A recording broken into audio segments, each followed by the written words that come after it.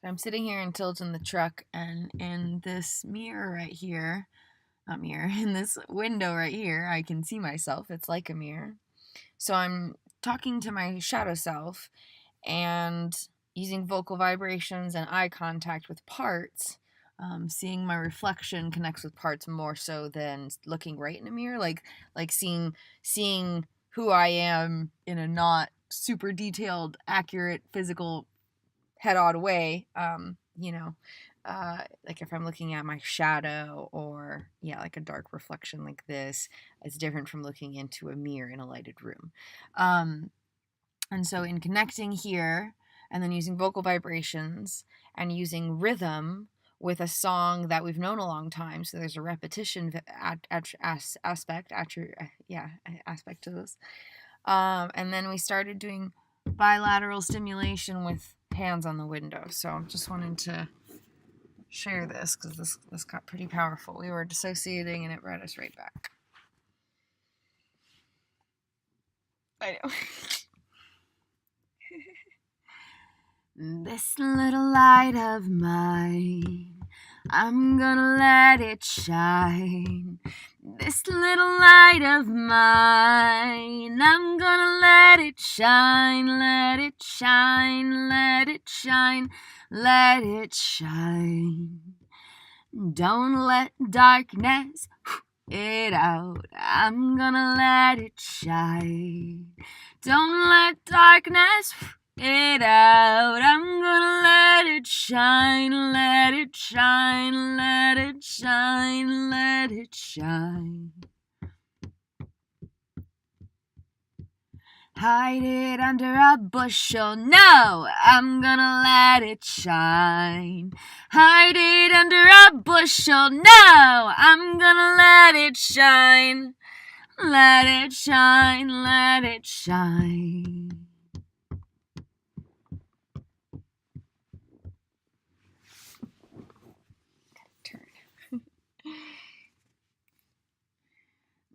This little light of mine, I'm gonna let it shine. This little light of mine, I'm gonna let it shine, let it shine, let it shine, let it shine.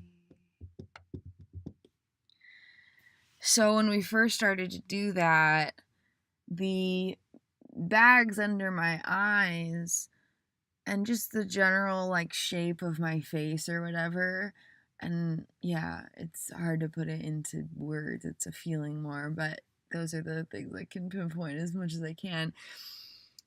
When I look at them, I realize I'm 26 years old. Felicity's last core memories, apart from parts, is from 2012.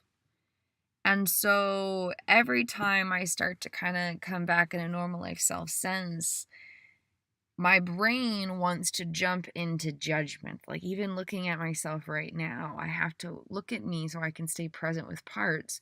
But if I look at me and I let my mind do what it wants to do, I naturally slip into judgment and I start to panic. Because I realize the reality that my perceptions are based on subconsciously do not match the outside world. And I can tell the discrepancy of that feeling, and it's very uncomfortable. It never gets less comfortable, ever. It doesn't change. It's not like I get used to this being my life experience. No, that's the whole point of the disorder is this isn't a thing, you're fine. And so when I started to do this, I saw those bags, and the fact that I could notice that means Felicity is more present than she's been all day. We're more lucid than we've been all day. It's almost 9 p.m. and we've been doing healing journey work since about 9 a.m. roughly. So it took us about 12 hours to get to a lucid place. And for me to be able to recognize that my face looks older is a good sign of stability. But in that moment, the desire is to internally panic. I see that and and I want to go, wait, who am I? What happened to this? Wait, why am I not? Wait, but I was this person. Wait, but I had these friends. Wait, but I had this job. Wait, but I lived in this place. Wait, but I had these passions. Wait, but I didn't have these problems. Wait, but and my mind wants to kind of go try to make sense of it. And for the first few months that this was happening, starting like last August-ish, August, September 2018 is when we started to become more lucid for the first time. All of that year, and probably even in years before, I don't know, but all of that year, it wasn't until August, September I started to be lucid. And so, and then like continuing into December and January, as we made progress with integration, there was an even increased capacity to like ask those questions. And so we kept spiraling because we're like, yay, we're in reality, we got this footing, we could finally do the things we want to do with our life. And then like with that renewed cognitive functionality, there's this like crash and burn of, oh my God, I'm recovering from a bunch of traumas. And like that reality, like, and all the, surrounding specifics, like, certain people not being in my life anymore and certain things being different. And, the fact that I'm struggling to pass my driver's test, something that never would have been a problem before. Just like little details of life being different, it would crash and burn me like so quickly. And I realize now that that's because the normal life self was experiencing emotions, and emotions are direct communication to parts. Emotions of parts activate other parts. And so if the normal life self is over here like, I feel uncomfortable because the specifics of my present life experience do not match the specifics of the life experience in my mind that I believe my life should entail. No matter how subconsciously that emotion is, no matter how bravely we're trying to cope with that emotion, if the emotion is existing in the consciousness, parts will be activated. And then there will be blending, and then there will be parts of the brain being inaccessible, and then there will be trauma memories activation, and then there will be nervous system dysregulation. And so in order for the normal life self to stay present with parts, there has to be this radical acceptance and just this general baseline of I'm observing my life experience and never commenting on it. Like that's the only way I can be a leader of my consciousness, is if I choose to unconditionally observe my life experience with zero commentary. Like I used to just say without judgment, and I'm like, okay, as long as I'm not being like harshly rude towards my life experience, I'm allowed to still comment on it. No, I can't comment on it at all, because any commentary, any opinions involve emotions, and emotions directly activate parts and cause all of the dysregulation and fragmentation that we're trying to heal from. And so in order for me, the normal life self, the observing neocortex, to be a leader of my consciousness, I have to unconditionally choose to observe my life experience without commentary, and definitely without judgment. And so, let's see. I know I lost it. Parts, yeah.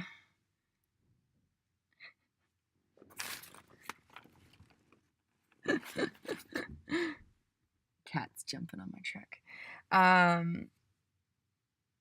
forget where I had started with that. Anyway, being a leader of my consciousness. Oh yeah, judgment.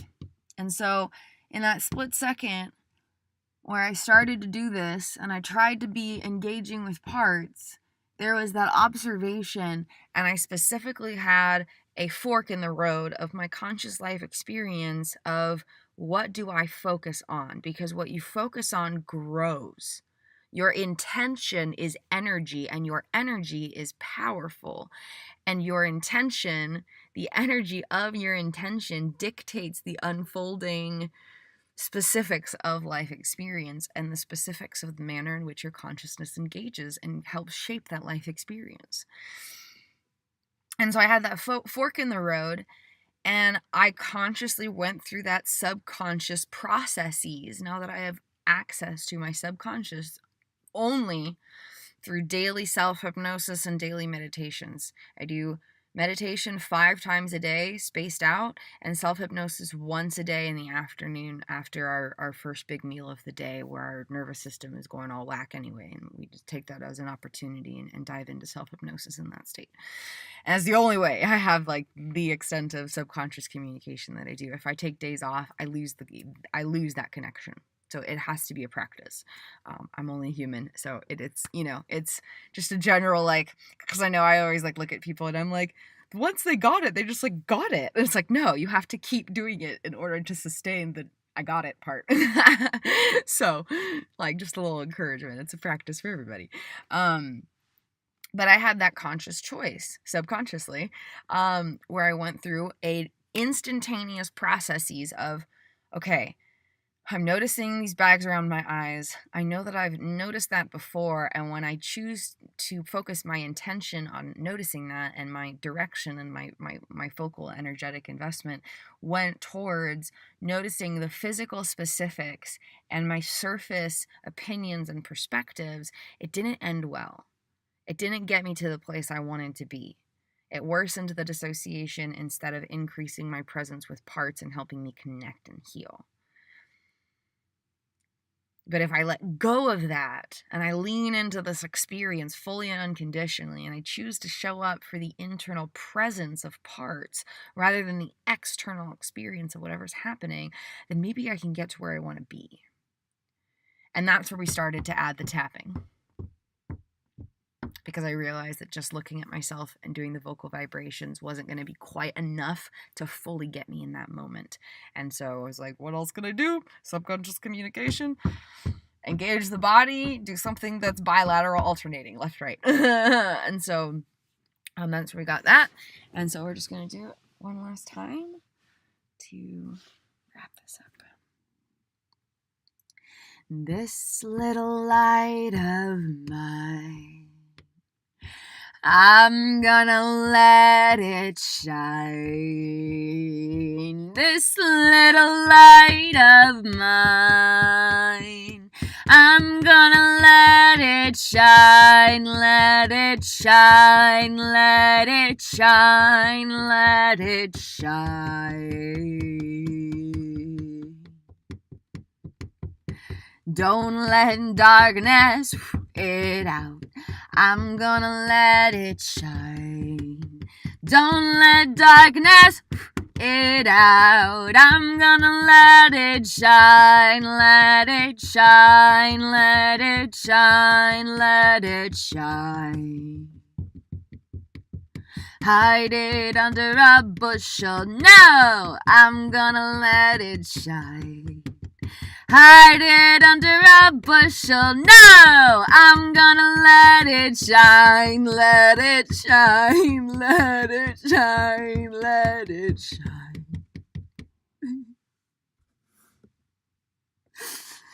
This little light of mine, I'm gonna let it shine. This little light of mine, I'm gonna let it shine, let it shine, let it shine, let it shine.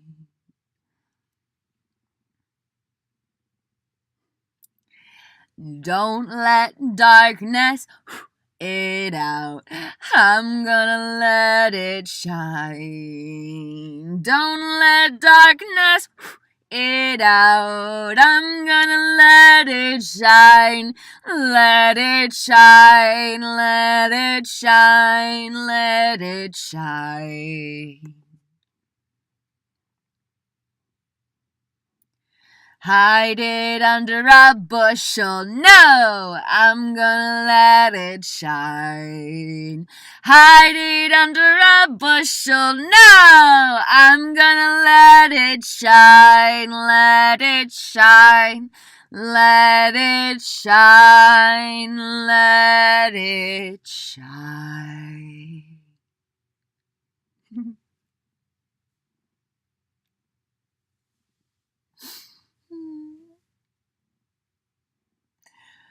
Grateful for my healing. Grateful for my journey. Grateful for my healing journey. Grateful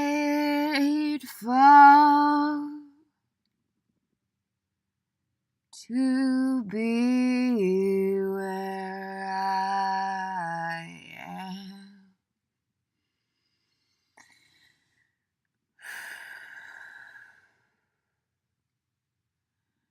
That is exactly what my brain needed. Wow. Physically feel it in my head. Wow.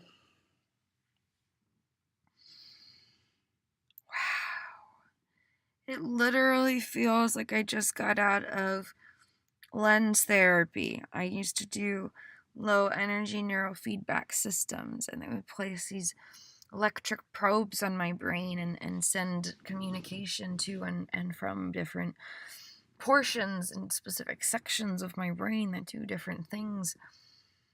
And that feeling of energy coursing through your being and affecting your cognitive processes in some manner that is intended to be healing.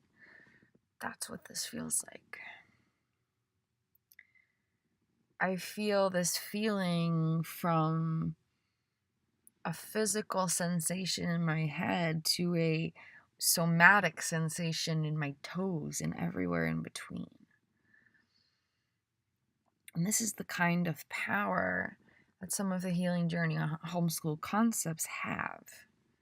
And once I can get the science down and find an effective way to convey the abstract and specific information, and specific application, then we'll be in business.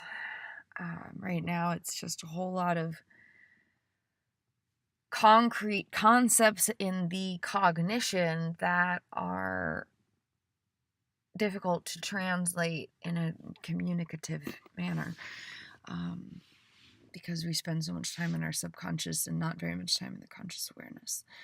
So yeah, just a little peek into our Moonlight meditation, Tuesday, April 16th, 2019, in the Kristin Chronicles Healing Journey Homeschool. Have a beautiful and blessed day, my brave, beautiful warrior soul friends. Thank you so much for joining us. I love you. Namaste.